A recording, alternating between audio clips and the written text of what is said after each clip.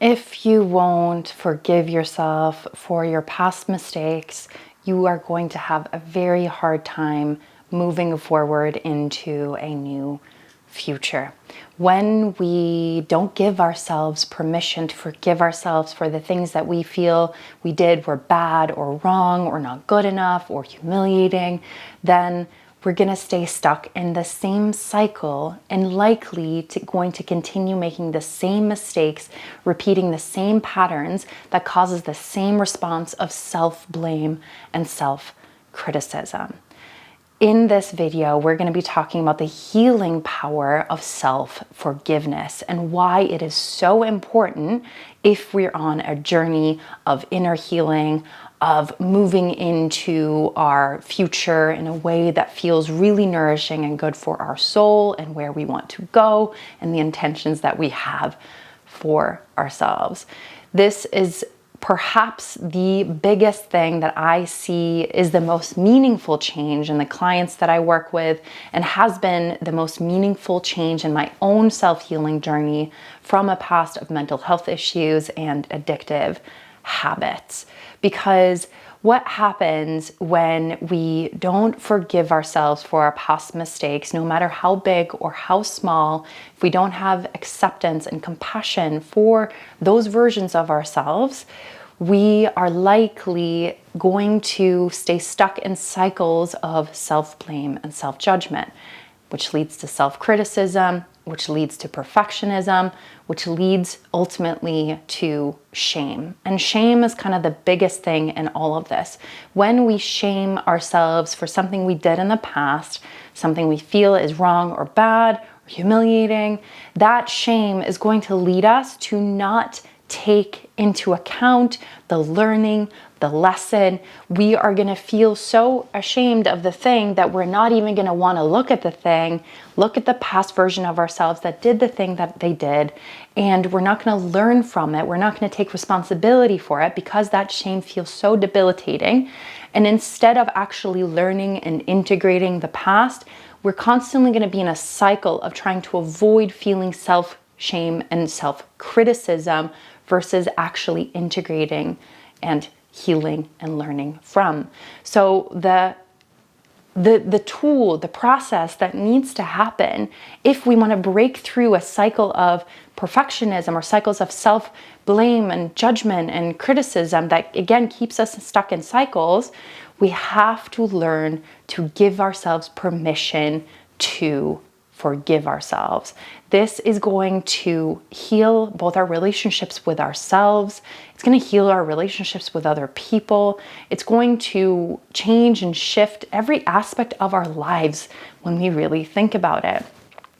If we heal ourselves, or if we forgive ourselves for our patterns when it comes to health and fitness and kind of not sticking into the new habits that we want to create for ourselves, or we feel shame or shame ourselves or criticize ourselves for our habits around relationships or money or business and our career, things we do at work or what we do as parents, we are just going to stay stuck in the same, and we're going to be so kind of in that same bubble of seeing ourselves as deserving to be criticized and not seeing ourselves as worthy of feeling worthy to forgive ourselves so that we can do better in the future.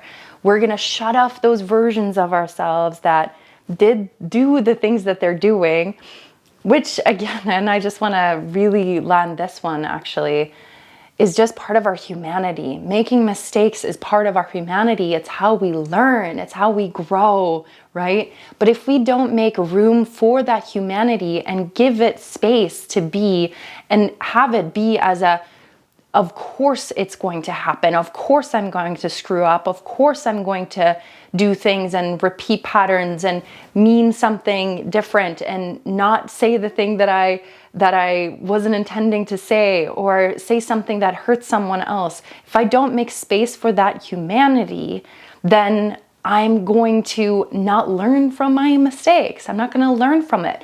And I'm also going to put on a layer of shame which that shame makes it so much harder to see myself clearly, both for my good and for my bad.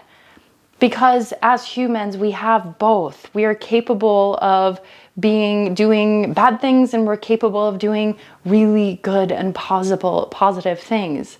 It's the shame and the judgment that we layer on top of our humanity that causes us to not learn from and integrate and take the things that we learn from those versions of ourselves that did the things that they did, and bringing it into the future for a new future, for a better future, for a more positive future.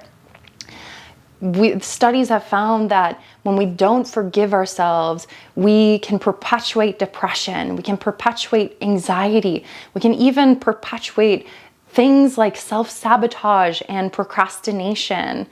We're going to keep doing the same thing over and over and over again without self-forgiveness. And this is why it's so important to incorporate in our practice when we're doing our healing work, when we're doing this inner work that so many of us are doing, and forgiving ourselves continuously for the things that we feel like aren't good enough or aren't perfect or whatever it might be, making space for it. That is where the actual meaningful change happens, versus us judging ourselves or punishing ourselves into change. That motivates us for negative change versus positive change. And this is the thing too, when we use judgment and punishment and self-beratement as a way to motivate ourselves to do differently, it lowers our self-esteem. In the moment, it might feel like that's the right thing to do because we don't want the same thing to happen again. And most likely that's what we learn to do as children. That's what the educational system does. We get punished for poor grades or not doing well in school, right? But the thing is, when we use punishment as a way to motivate ourselves, it's going to lower our sense of self-esteem, and it's going to lower our belief in ourselves to make positive change. And we're just not going to feel motivated to do something different. It's not regenerative. It is degenerative to use punishment and shame and judgment for us to make meaningful change. And therefore, the tool, the process that we need more of in this world as a whole, especially you within yourself, me within myself, is to utilize self-forgiveness and compassion. Self-forgiveness for the little mistakes that we do during the day, for not showing up the way that we said we would, for not following through on the habit that we said that we're going to change.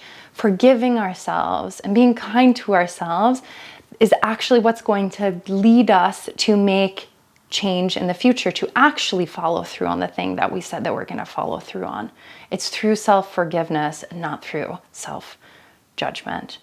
So this is the thing. Why would I change anything about myself? Why would my subconscious feel like that's safe to do? Or why would my subconscious feel like it's safe to move forward and to make change if it's scared that I'm going to be criticizing myself in the future? If it fears feeling shame, the shame that might come for doing something, if I'm, creating a new habit, or I'm doing a new thing, or if I'm, starting a business, or I'm starting to put my creations out online, or starting to show up in a different way. And then a part of myself is so scared of my own self-criticism, my own shame, then that's going to create a lot of resistance within for us to actually follow through and keep doing the things that we say we're going to do. Again, health and fitness, money, creations and creativity, work, relationships, both with others and ourselves. So this is what I want to leave you with. You have permission to forgive yourself for everything that might have happened and what you might have done. Likely, if you did something that was really not intact with your morals, your values, if you did something that really went against what you believe in, then likely that has some sort of, there's an understanding there of where that came from. You might have learned it from your parents. You might have learned it from other people. It's not necessarily something that is yours, right? It usually comes from someplace. And this is what I've discovered on my own journey of healing addiction and healing from those patterns. I don't think I would have been able to do that and stand here and speak to you about these topics had I not known that my addictive patterns, the way I was in the past, my mental health issues, and all the actions that came from that, feeling really low self-esteem, keep making the same or similar mistakes of drinking and using, or going into the same relationship patterns of dysfunctional relationships, I wouldn't have been able to break out of those things if I didn't see that they came from somewhere. They came from my conditioning of the past, my experiences growing up. And through that, through knowing that it was just a protective mechanism, it was what my nervous system was used to doing, it was familiar, I could have self-understanding through that. And through that, I could then have forgiveness. And through that forgiveness, I then knew that I could change. With the forgiveness, with taking responsibility for what happened in the past, taking away the layer of shame that I had put on it, not on purpose, but because that's what I thought I had to do in order to change, pulling back that layer and then seeing that I'm a human, I make mistakes, I do things that are not necessarily the best all the time. I can forgive myself for that. And through that, I then have the ability to make meaningful change in the future because I see that I'm worthy of change. I see that I'm worthy of compassion for myself. I see that I'm worthy of forgiveness for myself. And through my own self-responsibility for those things, daring to look at those, what happened, daring to see it straight in the eye, feeling the pain, meeting the versions of myself that they did things that I would think that, or I used to think were really humiliating and bad and wrong, understanding them and giving them compassion, giving them forgiveness is what then has allowed me to move forward. And that's where also I see so much of the self-criticism, the self-blame, the shaming just releases. It's let go of. I don't need to blame and shame and criticize myself anymore because I can take responsibility for the things that I do. I can have compassion for myself. I can forgive myself, and I can move forward from that space. And this is, again, the most meaningful thing I see with so many people that I work with one-to-one. And so many people at the world at large need this understanding, need this tool, need this atonement and amendment with ourselves, and through that then also with other people and all the different areas of our lives. So in the next video, I'm going to talk about how to go about doing it. And I hope that with this, it gives you more permission to forgive yourself for any past big or small mistakes that you might have made, even just today, yesterday, this week. Give those past versions of yourself the grace of forgiveness, of compassion. See what they want to teach you, maybe what they want to tell you, what they feel like you can learn from, and then move forward from that greater awareness of compassion and forgiveness. So stay tuned for the next video. And as always, if you're curious about one-to-one work with me, you can apply or book a free consultation with me for longer work together. And I'll leave that information in the below. Take so much care.